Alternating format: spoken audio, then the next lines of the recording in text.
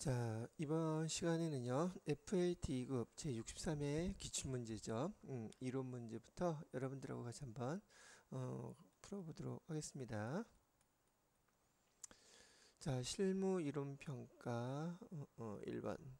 다음은 신문기사의 일부입니다. 가에 들어갈 적절한 것은 무엇이겠습니까? 라고 물어보는데, 신문 내용을 보니 외부 감사인의 회계감사 대상 회사의 재무제표 작성 지원을 금지하며, 그다음에 회사가 자체 결산 능력을 갖추고 누구의 책임하에 재무제표를 작성 하도록 했다라고 되어 있는데, 이건 뭐 여러분이 배우셨던 재무제표의 작성 책임은 누구한테 있느냐, 이거 물어본 거예요. 우리 배웠을 때 경영진한테 있다고 배웠었죠. 경영진 또는 경영자라고 얘기했던 걸 얘기하는 거예요. 외부 감사인인 회계사가 회사의 재무제표를 작성하는 걸 금지한다고 되어 있어요. 여러분들이 이거는 좀 잘 못 들어본 얘기실지도 모르겠는데, 이렇게 구분을 하시면 될 것 같아요. 회사에서 재무제표를 작성하는 것은 1년 동안 우리 회사에서 이러한 회계 거래가 발생했었고, 그 회계 거래에 대해서 우리는 기업 회계 기준에 따라서 기업 회계 기준에 따라서 다음과 같이 재무제표를 작성했습니다라고 하고 주장하는 거예요. 주장하는 회사 측과 그래요? 그러면 진짜로 그렇게 기업회계 기준에 따라서 재무제표를 회사가 제대로 잘 작성을 했는지 그것을 감사하는 거죠. 그래서 외부 회계 감사는 바로 이런 회사의 주장을 회계사가 검토하고 감사하는 과정이라는 거죠. 그래서 이 재무제표는 회사의 주장인 것이고, 그 주장이 정말 맞는지 안 맞는지를 외부 회계감사가 그 감사를 하는 거예요. 여긴 심판이라고 보시면 되겠죠. 그러니 이 재무제표를 이렇게 작성했다고 그 회사를 대표하는 경영자 또는 경영자가 주장하는 것을 회계사가 감사한다, 이렇게 보시면 되겠네요. 뭐 이건 아마 대부분 어렵지 않게 다들 맞추셨을 거라고 생각이 드네요. 경영자의 책임하에 재무제표를 작성하도록 했다고 얘기를 합니다. 자, 두 번째 문제를 보죠. 두 번째는 회계상 거래라고 되어 있는데, 회계상의 거래를 구분하는 방법은 회계를 처음 배우시는 분들한테는 회계상 거래가 무엇인지는 다 알고는 계실 거예요. 그런데 회계상 거래라고 하는 것은 우리 일반적인 거래와 제일 많이 차이가 나는 것은 회사의 재산에 변동이 생기는 것은 회계상의 거래로 본다는 거예요. 그러다 보니까 여기 보기 1번처럼 대표적으로 기계장치를 취득하고, 기계장치는 생겼을 것이며 현금은 지급이 됐겠죠. 회계상의 거래 맞고요. 종업원을 채용하고 근로계약서를 작성했다고 얘기하는 것은, 근로계약서를 작성했을 당시 뭐 여러분이 상식적으로 알다시피 직원 채용하면 바로 월급을 주는 게 아니잖아요. 그러다 보니까 우리가 보편적으로 여러분 교재에서 회계상의 거래가 아닌 것은, 즉 회사의 재산에 변동이 생기지 않는 것들 얘기를 많이 했단 말이죠. 여기서 말하는 계약이라는 단어가 들어간 거, 계약을 하는 당시에 돈을 주고받거나 하지 않았더라면, 이 보기에서처럼 근로계약서 작성하고 돈을 바로 지급하는 게 아니라면 그것은 우리 회계 담당자들한테 회계상의 거래라고 보지 않는다는 것이에요. 계약을 했다거나 뭐 담보로 맡겼다거나 주문을 했다거나 그다음에 약속을 했다거나 뭐 결정을 했다거나 이런 내용들은 회계상의 거래가 아니라고 우리가 많이 배웠었어요. 왜? 이 당시에 이런 내용들로 인해서 회사의 재산상의 재산이 변동되지 않기 때문이죠. 세 번째 보기를 보시게 되면은 그래서 답은 여기 2번이 해당되겠죠.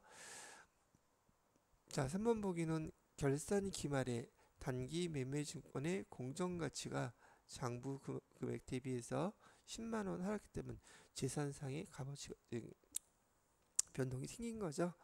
회계상의 거래이고 뭐 여러분들이 단기 매매 증권에 대한 공정가치 평가한다는 거 아마 회계 2급 기초과정 배우시면서 유가증권에서 단기 매매 증권에서 배우셨을 거예요. 그다음에 사무실에 보관 중이던 상품 1,000만 원을 분실했다. 분실한 것조차도 우리 회사의 재산에 변동이 생기는 것이기 때문에 회계상의 거래 맞아요. 또 추가적으로 얘기한다면 무슨 감가상각비 우리가 유형자산을 사용하고 그 유형자산을 사용함으로 인해서 그 가격이 떨어지는 것들 이런 것도 우리 회계상의 거래라고 배웠던 것들이란 말이죠. 자, 이렇게 일단 정의를 한번 해주시기 바라고요. 3번 문제를 보시게 되면 재무상태표에 표시되지 않는 계정 과목을 물어보고 있어요.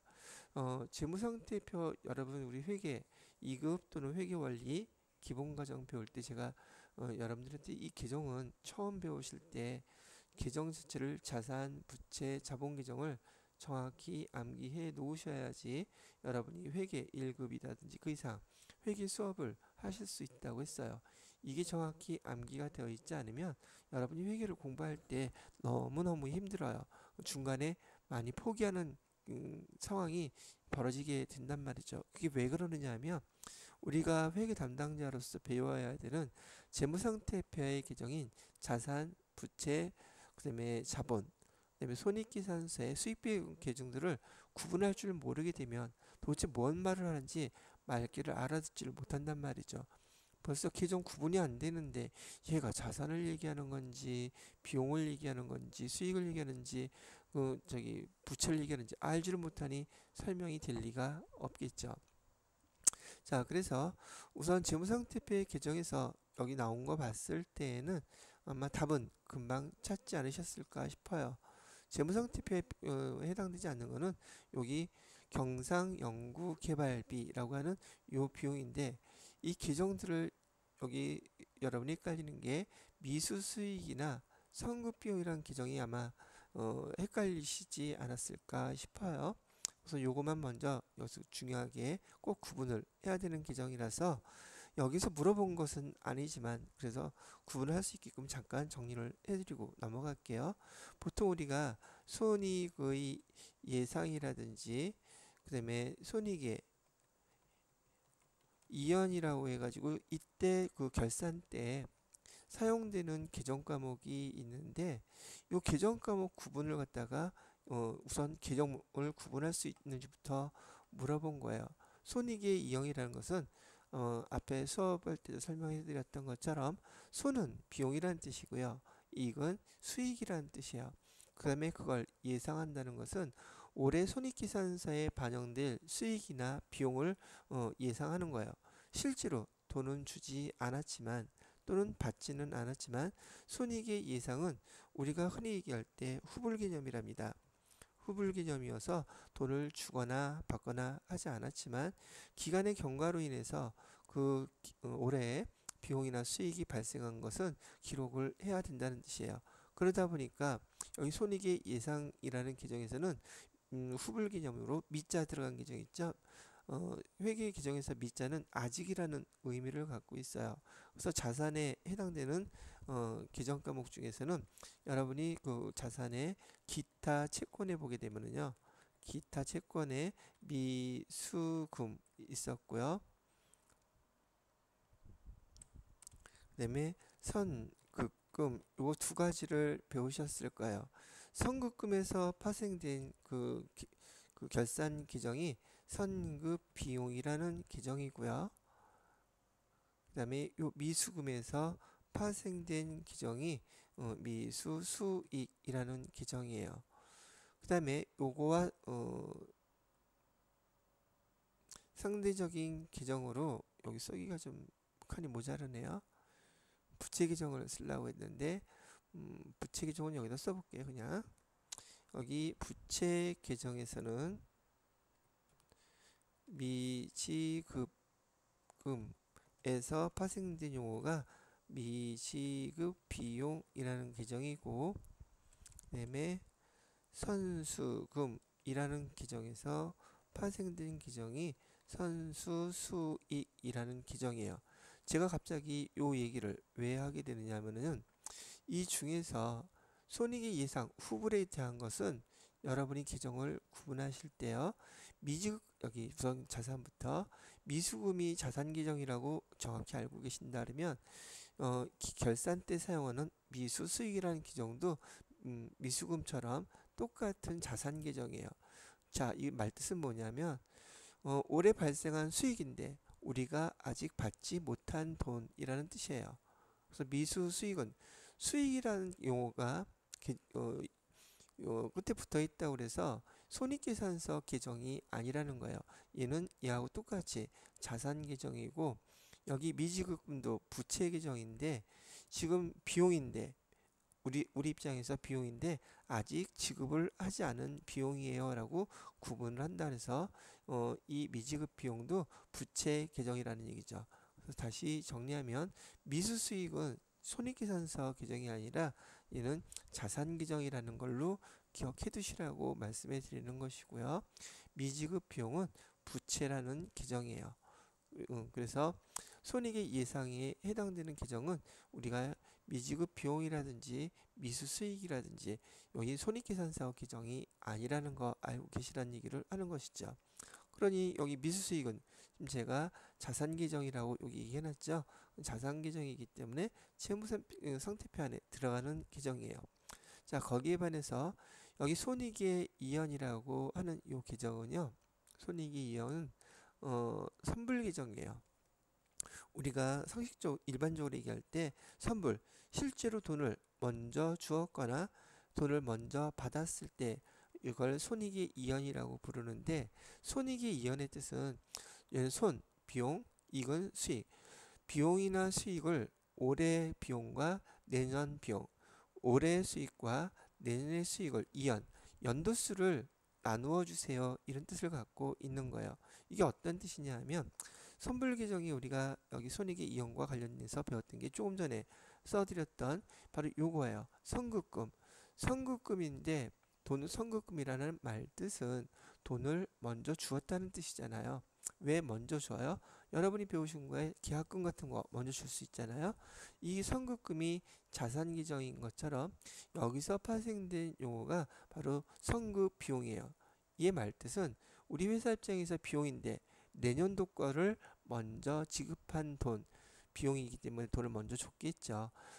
보험료가 대표적인 계정이긴 한데 이런 선급 비용은 비용자 들어갔다고 해서 손익계산서의 계정이 아니라 얘도 마찬가지로 선급금처럼 자산 계정이라는 거예요. 또 똑같은 원리로 선수금은 우리가 돈을 미리 받았다는 뜻인데 그를 내년도 거 미리 받았을 때 선수금이라고 또는 계약금 먼저 받았을 때 선수금 이렇게 쓰잖아요. 그런데 그 선수금 안에 올해 수익과 내년 수익이 같이 포함되어 있을 때 내년의 수익인데 내년 수익을 미리 받아둔 돈이에요. 그래서 선수 수익이라고 쓰고요. 요 계정도 마찬가지로 부채 계정이에요. 그래서 요 계정부터 먼저 여러분이 여기 과정에서 잘 구분을 해 두셔야지 이전 결산 때 또는 회계 1급, 세무 2급 할 거 없이 회계에서 또는 회사에서 실무 업무를 보실 때 기말이 되면 회계 담당자가 알아서 처리를 해야 되는 계정들이기 때문에 정확히 알고 계셔야 되는 항목들이란 말이죠. 그러니 이 선급 비용도 여기서 보시는 것처럼 제가 자산이라고 했기 때문에 선급 비용도 재무상태표의 계정인 거예요. 자, 그 다음에 경상연구개발비. 이거는 우선 여러분들이 혹 얼핏 기억하실 때 무형자산에서 개발비라는 계정을 보신 적 있을까요? 얘는 무형자산 계정이에요. 그런데 이하고 비슷하게 기억하실 때요. 여러분 회계 처음 배울 때 시험 문제 많이 내요. 왜? 끝에 빗자만 들어가면 다 비용인 것으로 착각하기 쉽기 때문에 물론 제가 처음에 말씀드렸던 것처럼 정확하게 암기를 하고 계정들을 암기하고 계신다면야 별반 문제가 없지만 이걸 암기하고 계시지 않는 분들은 이런 계정 구분 문제가 나오게 되면 많이 당혹스러워한단 말이죠. 여러분이 사뭇 그 초등학교 그 과정에서 저학년 때 구구단을 암기해 놓지 않으면 그 수학 문제 계산할 때 어려움을 겪고 헷갈리고 갸우뚱하게 되는 이유하고 똑같다고 보시면 돼요. 다시 한번 강조하는데 수업 시간에 진행했던 우리 그 재무제표 중에서 재무상태표의 개정 과목은 그 구분 개정으로 하나하나 정확하게 잘 암기를 꼭 해 놓으셔야 합니다. 회계를 공부하고 회계 자격증을 취득하고 싶다면요. 거기에 반해서 이 개발비는 무형 자산인데요. 이 개발비를 코스프레하는 것들, 여기서 얘기하는 경상, 연구, 개발비 뭐 이런 거라든지, 그다음에 연구 개발비라든지, 그다음에 경상 개발비라든지, 뭐튼 이런 개발비자가 들어가 있는 개발비를 코스프레하는 모든 이런 용어들은 계정들은요 다 판관비예요. 그래서 구분을 하실 때 개발비만 무형자산이다. 그리고 나머지 이 개발비를 코스프레하는 것들은 다 판관비다라고 비용계정이에요. 이렇게 구분을 해두시면 다음번에 또 이런 문제 관련된 게 나오시면 이렇게 구분을 해두시면 좋을 것 같다. 얘기를 하는 거죠. 자, 이렇게 3번 문제는 설명을 마무리하고요. 그 다음에 4번 문제를 보도록 할게요. 자, 4번 문제는 재고자산의 취득원가는 얼마입니까? 라고 물어보고 있어요. 재고자산의 취득원가는 재고자산 여러분들한테 설명했을 때요. 회사에서 취득하는 모든 것이에요. 즉 여러분이 장사한다고 생각한다면 내가 장사하기 위해서 사는데 여기는 지금 재고자산인 그 중에 하나 상품을 사는데 지금 상품가뿐만이 아니라 플러스 얘를 갖다가 사기 위해 상품을 사다가 팔기 위해서 부대 비용이 발생하게 되면 얘네들은 다 포함해서 상품으로 기록하세요. 상품에다가 포함시키세요. 얘기를 했단 말이죠. 그런데 얘가 꼭 상품만 그러냐? 아니에요. 회사에서 취득 과정에서 발생하는 모든 것이라고 먼저 기억하시면 돼요. 유형자산에서 우리가 배웠던 것처럼 여기 건물, 토지, 차량, 운반구 뭐 할 것 없이 회사에서 취득하는 모든 것에 발생하는 이런 부대 비용들은 다 취득하는 자산명으로 기록하라고 배운 것도 있으셨을 거예요. 그런데 하나 주의해야 될 것은 이 중에 이렇게 취득할 때 자산을 취득할 때 자산명으로 기록하지 않은 단 하나가 있어요. 단기 매매 증권인 경우 단기 매매 증권을 취득할 때 발생하는 그 수수료 비용 이 수수료 비용도 마찬가지로 의미상으로는 우리가 단기 매매 증권이라고 하는 자산을 취득할 때 발생하는 부대 비용 맞아요. 그런데 단기 매매 증권 취득할 때 발생하는 이 수수료 비용만 별도로 비용 처리하는 것이고 그 이외에 회사에서 취득하는 모든 것에는 대부분 다 이 부대 비용은 취득하는 자산명으로 포함시켜주고 표시하라고 되어 있더란 얘기죠. 그래서 여기 문제에서 보게 되면 상품은 60만 원짜리를 샀는데 이 매입한 거 운반비 발생한 거 부대 비용이에요. 그래서 내가 팔 때 60만 원에 팔면 안 된다는 말이죠. 60만 원에다가 매입할 때 발생한 비용까지 포함해서 60만 8천 원에 이익을 붙여서 판매를 하셔야 된다는 얘기예요. 그래서 재고자산의 취득원가는 얼마입니까? 물어봤을 때 여기 60만 원하고 여기 8천 원 합쳐서 60만 8천 원이 돼야 돼요. 판매 수수료는요. 판매할 때 발생하는 비용 판관비예요.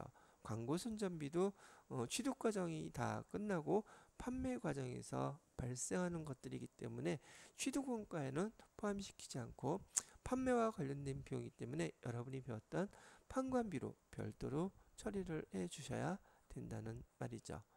이렇게 설명을 해드리면 좀 이해가 되셨을까 싶기는 하네요.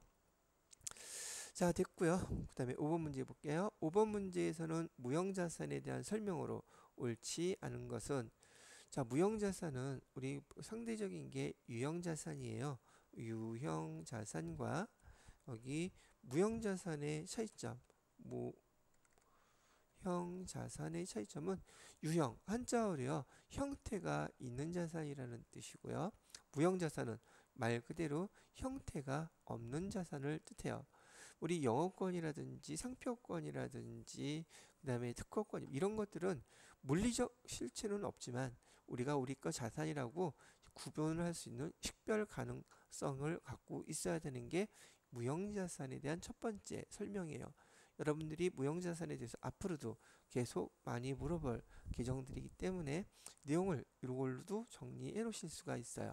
그다음에 이 무형자산은요, 우리 유형자산은 사용함에 따라서 가격이 떨어지기 때문에 그 가격이 떨어지는 것만큼을 1년 기준으로 또는 사용한 기간을 기준으로 감가상각비에서 비용 처리를 하죠. 무형자산도 똑같아요. 그렇게 가격이 사용하는 기간에 따라서 가격이 떨어지는 것을 상각이라는 걸 하게 되는데, 특별한 경우를 제외하고는 잔존가치는 제로로 봅니다. 잔존가치, 요즘 유형자산도 그렇고요, 무형자산도 그렇고 현재 근래 추세의 우리 회계 처리는요, 유형자산조차도 잔존가치 거의 0으로 보고 있습니다. 여기 무형자산은 더더욱이 원칙으로서 원칙이에요.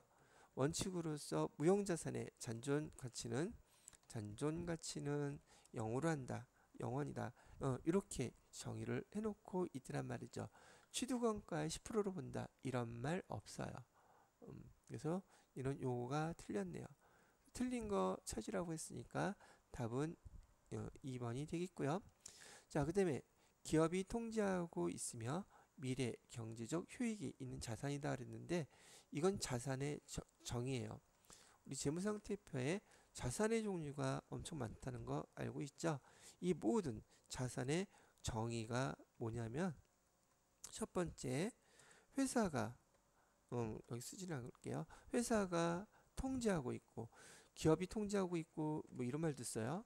기업 통제라는 말은 회사가 팔고 싶을 때 팔 수 있어야 돼요. 막 어떤 제약이 없이 기업이 통제하고 있고요. 그다음에 미래, 지금은 아니더라도 미래 경제적 효익.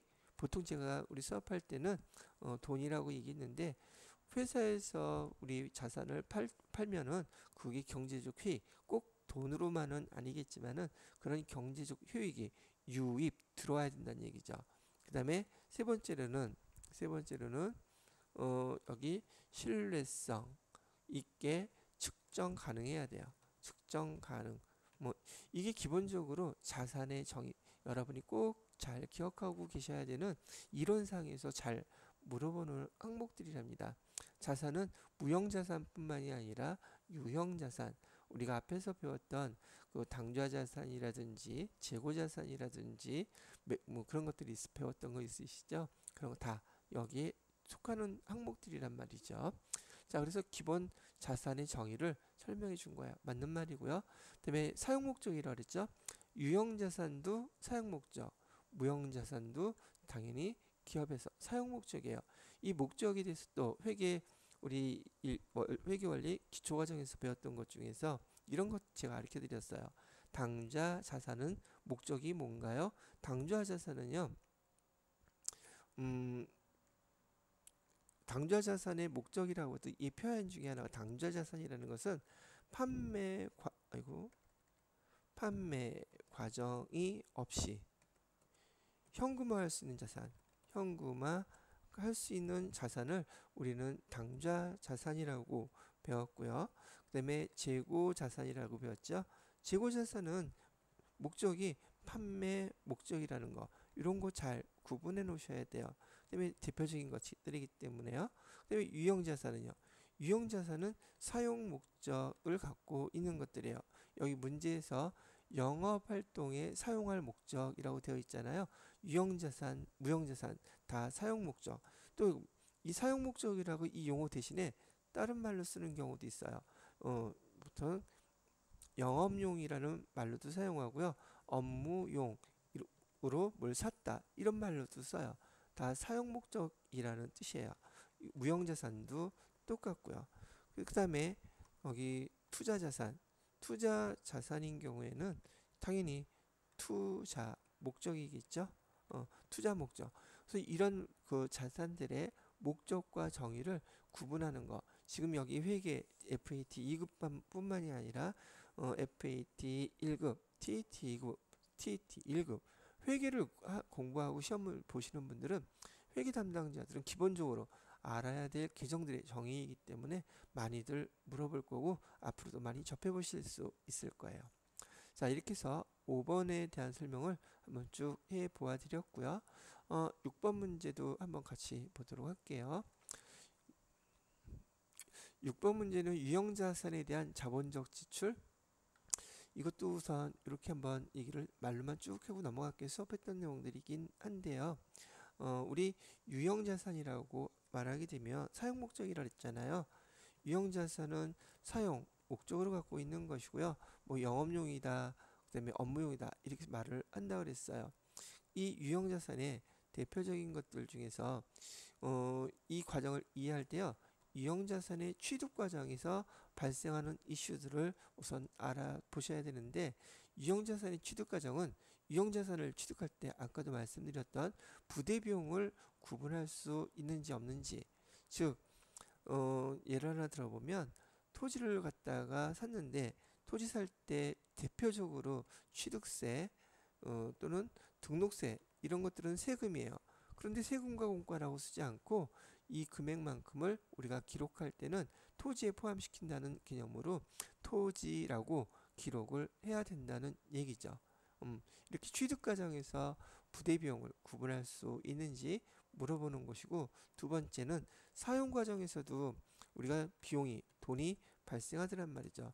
사용 과정에서 발생하는 대표적인 게 무엇이 있냐고 그랬었냐면 얘가 자본적 지출인지 자본적 지출이라고 얘기하는 것은 자산으로 거기 쓴 자산 있죠. 돈을 쓴 자산 그 자산으로 기록해 달라는 뜻이고 또는 얘가 수익적 지출이라고 얘기해서 얘는 비용으로 그냥 처리해 주세요 라고 하는 그런 항목이라고 말씀을 해드렸어요.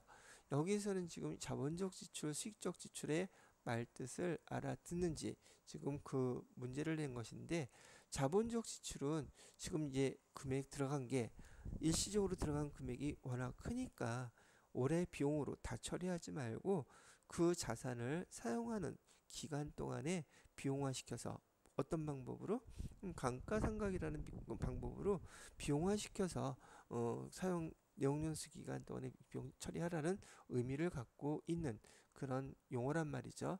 그럼 자본적 지출은 일단 금액이 크게 발생하는 것들이어야 돼요. 금액이 짜잘하게 발생하는 것들 말고요. 그래서 하나 예를 보게 되면 건물에 지금 도색비라고 되어 있는데 물론 건물 도색하는 거 색깔이 변해서 하는 거 돈 적지는 않겠지만 건물이라는 자산의 값어치를 비교했을 때 건물은 100억짜리인데 지금 저기 도색하는데 건물의 도색 비용이 만약에 1,000만 원, 2,000만 원 들었다고 해서 100억에 1,000만 원, 2,000만 원이 큰 돈은 아니라는 얘기. 상대적으로 이런 것들은 수익적 지출 그냥 그의 비용 처리를 하라는 뜻이에요. 수익적 지출이 대표적인 거죠. 에어컨이 고장나서 수리했어요. 에어컨 그 기계 장치에 대해서 에어컨 가격하고 수리만을 해서 그냥 썼다. 이것도 그냥 여기 수익적 지출 비용 처리해도 될 만한 것이에요. 자동차 차량 운반고에 대해서 타이어가 소멸했을 때 교체된 것도 수익적 지출로서 비용 처리해도 돼요. 그런데 여기 건물 안에 엘리베이터 교체하는 거는 엘리베이터의 가격이 엄청나게 비쌉니다. 뭐 조금만 해도 1억 정도 나온다고 제가 알고 있는데 여하튼 간에 이 엘리베이터는 금액이 워낙 크니까 올해 비용으로 처리하지 말고 여기 건물이라는 금액으로 기록해 놨다가 건물과 같이 감가상각해서 비용 처리를 하라고 기업 회계 기준에서 설명을 해 놓았어요. 그래서 여기 자본적 지출에 해당되는 거는요. 바로 요거 엘리베이터라고 보시면 되겠습니다. 그래서 여러분들 요거 유형자산 배우실 때요. 여기 자본적 지출에 해당되는 예, 그다음에 수익적 지출에 해당되는 예들을 설명도 해드렸고 교재에서 중요한 항목들이니까 꼭 읽어보시고 이해를 먼저 하시라 그랬어요. 외울 필요까지는 없는데 읽어보시고 이 정도 들어가는 것들 이런 내용들은 자본적 지출이구나 이런 내용들은 수익적 지출이구나 이런 것 정도는 구분하실 수 있어야 돼요 라고 말씀을 해드린 거랍니다. 자 6번까지 설명을 해드렸고요. 7번을 보시게 되면 가로 안에 들어갈 용어가 무엇이냐고 물어보고 있네요. 땡땡은 기업 실체는 그냥 회사라고 보시면 되겠고요. 경제적 거래나 사건에 대해서 관련된 수익과 비용을 현금 유출입이 있는 기간이 아니라 현금이 들어오고 나가고가 아니라 그 당의 거래나 사건이 발생한 기간에 인식하는 것. 이거는 뭘 뜻하는 거냐면 우리 재무회계는 뭘로 기록한다고 배웠냐면 발생주의로 기록해요 라고 했어요. 실제로 돈을 주거나 실제로 돈을 받지 않았음에도 불구하고 그 기간이 지나서 발생한 것을 인식하게 되면 수익이나 비용으로 기록하는 것을 의미한다는 말이죠. 그래서 여기 가로는 지금 여기서 우리 재무회계에서 가장 중요하게 얘기하는 이 발생주의를 설명하는 용어라는 얘기예요. 그런데 이 발생주의의 상대적인 개념은 현금주의라고도 얘기해 드렸어요. 그죠? 여기 현금주의는 우리 가계부나 용돈기 입장처럼 현금이 들어왔을 때 또는 나갔을 때 바로바로 인식하는 것을 현금주의라고 부릅니다. 근데 우리 재무회계는 현금주의에 의해서 기록하는 게 아니라 발생주의에 의해서 기록하라는 뜻이고 발생주의에 대한 설명이 요 내용이에요. 요 내용을 한번 잘 읽어두시면 될 것 같으네요. 자, 그 다음에 8번 문제를 보시겠습니다. 8번 문제를 보시게 되면 매출원가를 계산하면 얼마인가요? 물어보고 있죠.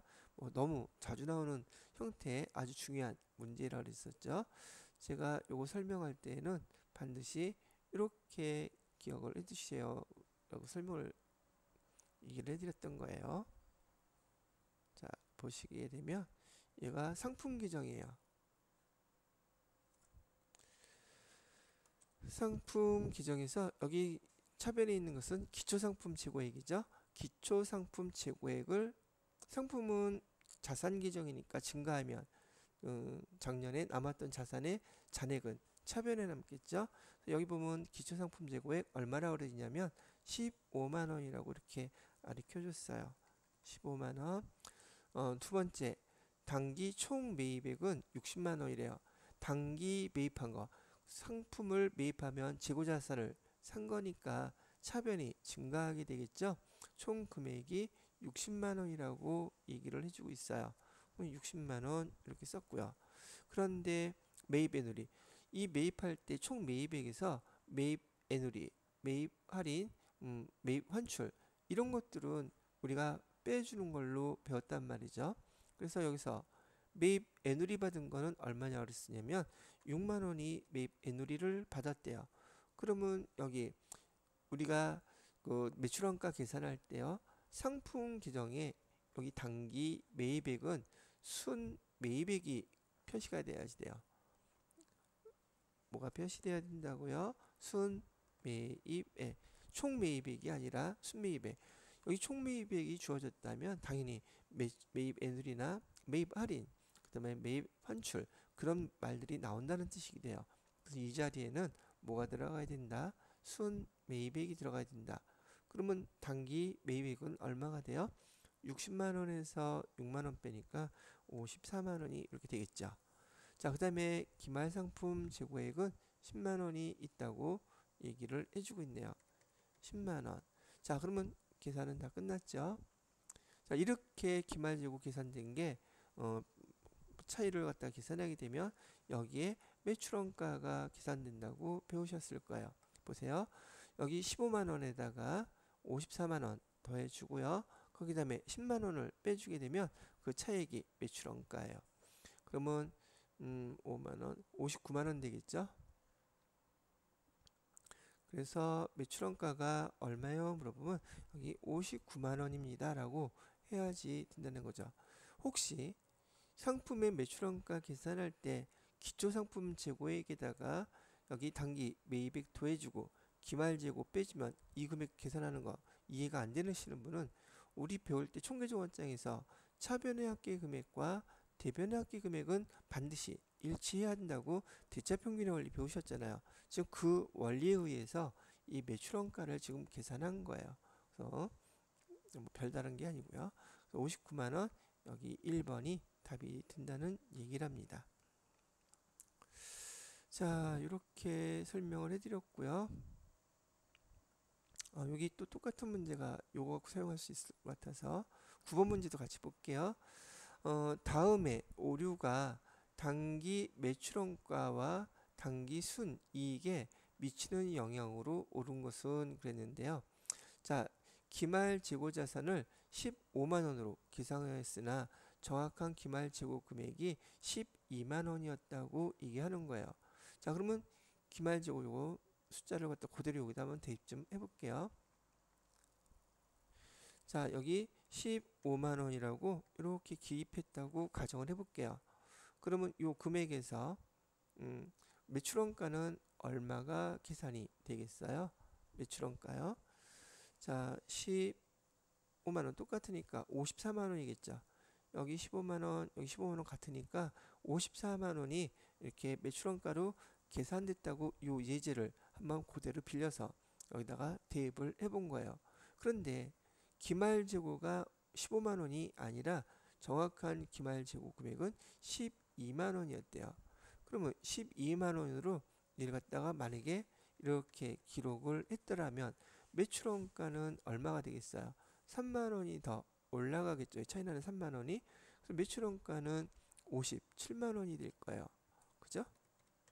자, 이렇게 됐을 때 여기 재무제표 당기순이익에 미치는 영향이 어떻게 되겠습니까? 라고 물어보는 거예요. 자, 그랬을 때 여기도 이거 상당히 중요한 내용이고 여러분이 급수가 올라갈수록 점점 더 중요해져요. 자, 여기 기말재고는요. 여기 써놓을게요. 이 기말재고는 여기서 보시는 것과 같이 자산계정이에요. 그리고 여기 매출원가 있죠. 이 매출원가는 비용계정이에요. 비용계정이라는 것이고요. 그러면 자산이 15만원에서 12만원으로 이렇게 감소하니까 자산이 감소하니까 여기도 표시를 이렇게 해볼까요? 자산이 얼마치 감소했냐면 3만원만큼 감소를 하게 되죠. 우리가 기록한 것 중에서 제대로 수정을 하게 되면 그러면 이익은 비용은 어때요? 비용은 54만원에서 57만원으로 3만원만큼은 증가하죠. 그죠? 비용이 증가하면 이익은 어떻게 되겠어요? 이익은 그만큼 감소하겠죠. 비용이 증가하면 이익은 감소하게 되기 때문에 여기 매출원가는 어때요? 비용이잖아요. 여기서 지금 밑에 설명 나온 예제에서 매출원가는 증가, 과대로 표시가 됐을 것이고요. 수정하지 않았을 때 이 금액으로 반영하지 않았기 때문에 매출원가는 아니죠.